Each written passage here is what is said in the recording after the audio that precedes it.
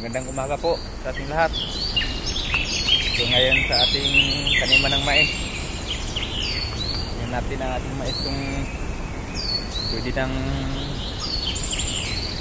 mabunuhan ulit. So tayo ngayon sa ilog, guys. Ilog natin.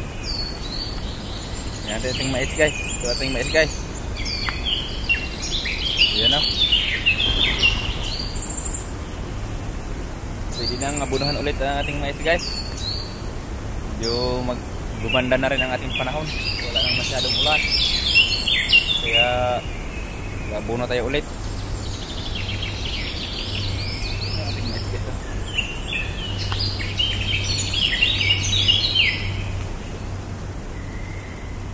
Kasi doon, maghanap tayo ng mushroom, uong o kabuti.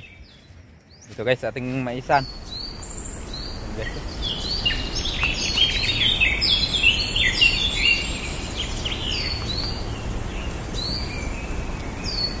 Tayo dito ng maulam.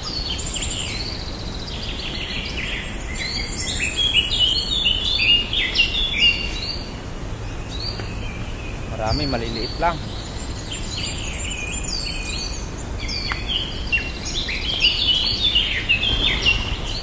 Sa mga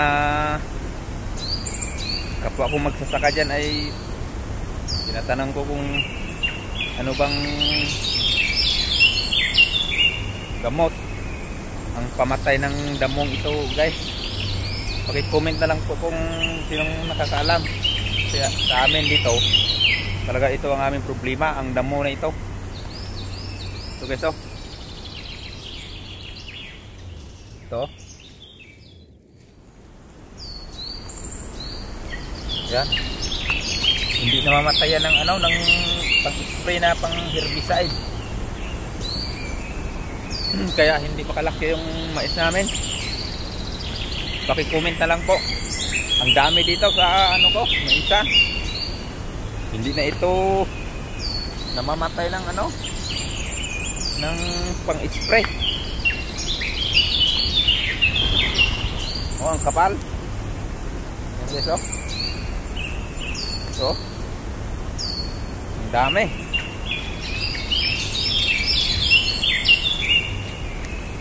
Sa maisa natin ay talaga namang puro ganyan na damo, paragis. Ayan o, ang kapal o, ang dami.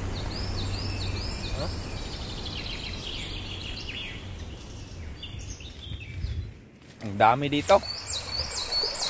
Hindi ito namamatay ng mga herbicide o anong pan. Kaya paki-comment na lang po kung sinong nakakaalam. Kasi hindi lumaki ang aking mais. Ang kapal dito. Ayan o. Oh. Ayan. Itong damo na ito.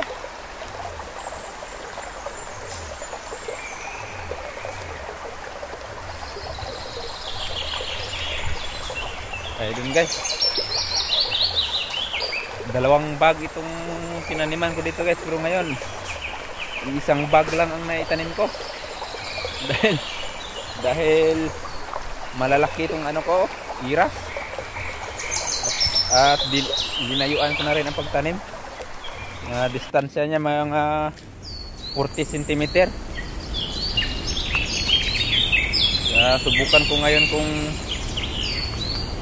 maganda ba ang ano, bunga niya kapag medyo may distansya ang kanyang pagtanim at ang kanyang iras.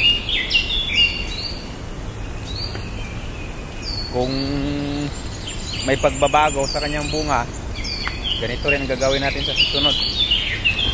Dito guys, malalaki na dito. Kaya lang ang daming damo. Ito.